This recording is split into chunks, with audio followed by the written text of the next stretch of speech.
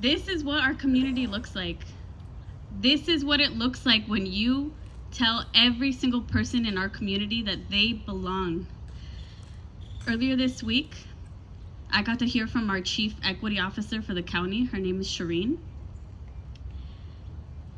And we were talking about the amazing equity work that she's been doing. And I want to make a note that equity is a word that gets thrown out a lot. And it means different things to different people. And Shireen defined it very beautifully and in a way that I want to share with you because it's very powerful. And I think we need to be able to share different definitions, not just of equity, but of belonging, of love, of politics. We do not have to live in a world where politics are about status quo candidates who endorse each other, who throw big money around, and who keep our system the way that it has always been. Equity, love, belonging, politics are about people. They're about all of you. It's about all of you. It's about me. It's about all of our lived experiences.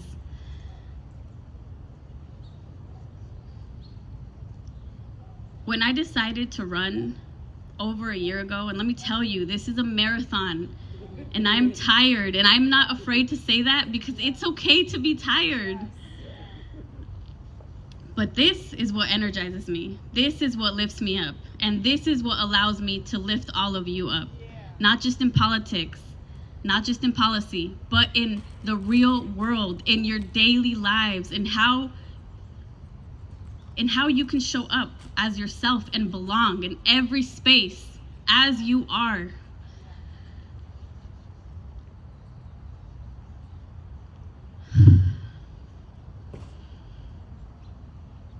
When I decided to run, I was afraid. I was afraid because it is no easy task to go up against a system that does not want you there, that does not want to hear your voice, that doesn't want you to bring change and doesn't want to change. It's not easy. And it's not meant to be easy. And that is why so many people look away from politics, look away from government, because they don't feel like they belong. And I'm here to tell you, we all belong. It is ours.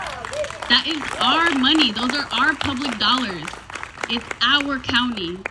We can decide what we want it to look like. We can be part of transforming our community so that we don't continue to see these cycles of division, of income inequality, of racism. It's here. It is here. It is also here. And I'm going to say Chinedu Akobe's name because I said it from the moment that I learned about what happened to him in our county. After we heard about George Floyd, before we heard about George Floyd, none of our higher office elected officials ever mentioned Chinedu Akobe's name. Vixen San Mateo has. A lot of people here have. It should not be controversial to say that it happened here, because if we don't recognize it, we can't change it. We cannot change the conditions that allowed for a Black man to be tased to death in our county. And we have to look at the reality of the lived experiences of the people in our community, of all walks of life, because if we look away, nothing changes. And I refuse to look away. I refuse. And it's painful. It is painful to look at that. It is painful to see how a county with so much money, with billions of dollars, has so much more to do. But we are here to change it. We're in this together.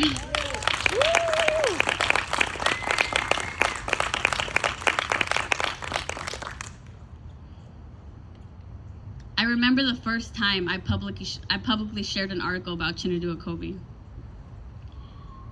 I'm not gonna say anyone's name, but you can guess who, okay?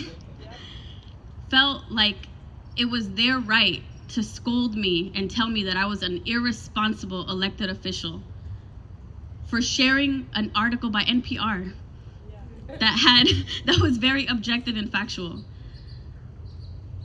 It is not that was an example to me of why I had to do this, because I knew that if I didn't, if no one did, even though I was afraid, that nothing would change. And as you can see, things have already shifted just by the kind of conversations that all of us together have had. The shift in our community, the attention to this race, it's there, and it would not have been there if I had looked away, if we had looked away.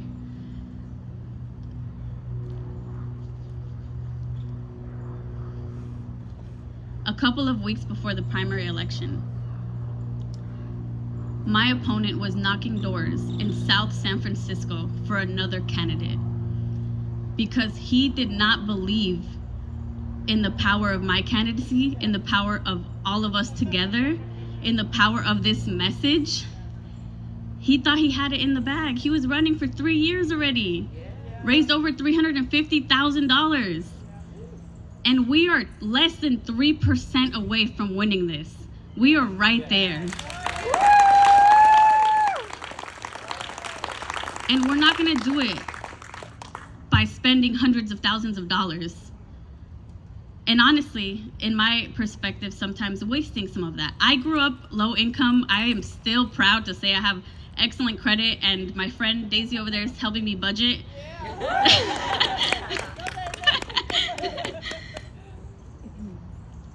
But I think it's important to use your money wisely, and that is something that I see for our county. We have a lot of money here. We can use it wisely. We can make data-driven decisions. We can be more effective with our dollars. Why can't we? We don't have that vision, it will never happen. We have to have the vision to know that things can be done differently. That me wearing sandals and being barefoot in the grass over there is not unprofessional. It is just a different way of being.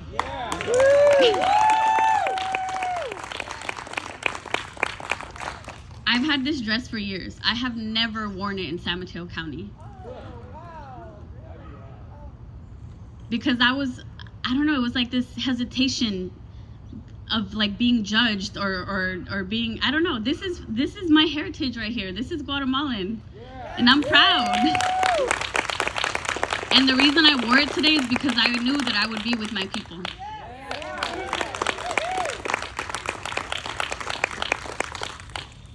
And I love that no matter where we all have come from, no matter what all of our differences are, in this space where I am, where I will lead, everyone will belong. And it's not just empty words. You will feel it, just like you feel it right here. So with that, I want to say my son's not here today, but a lot of what I do is for him. And it's also for my mom. It's also for my mom, because my mom came here from Guatemala, and my mom did not have the opportunity to finish even 3rd grade. And my mom dreamed of becoming a nurse.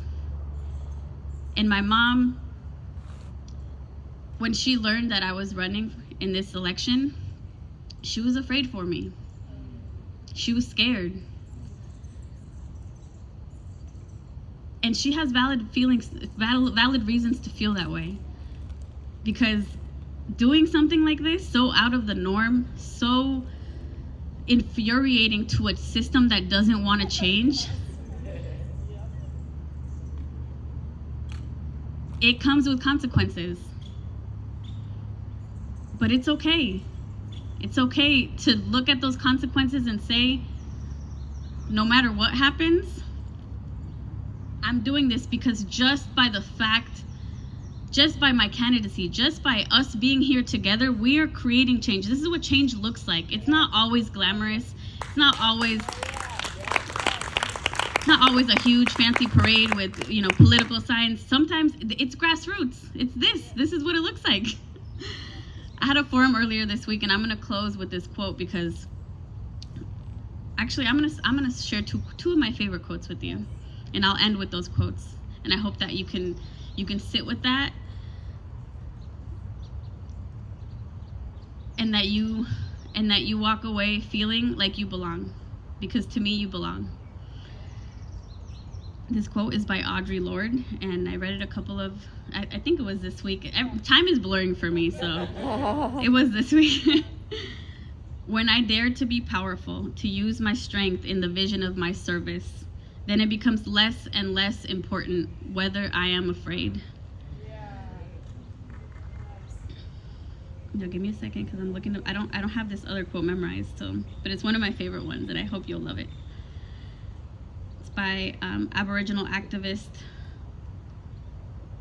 Leela Watson.